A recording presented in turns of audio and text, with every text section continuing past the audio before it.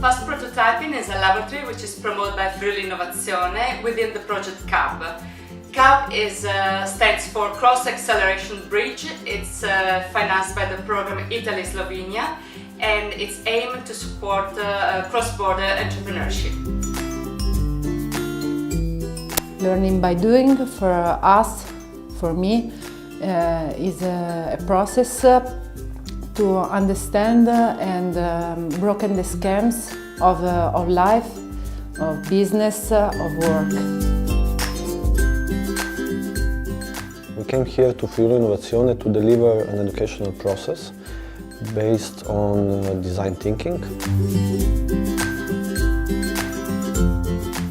For me, visualization has got to do with dreaming, with manifesting your dreams. So it's something to do with going beyond the present, is meeting the future with your dream. Empathy helps us to connect with other people and not to work from our heads, but to really develop something built on the needs of the community.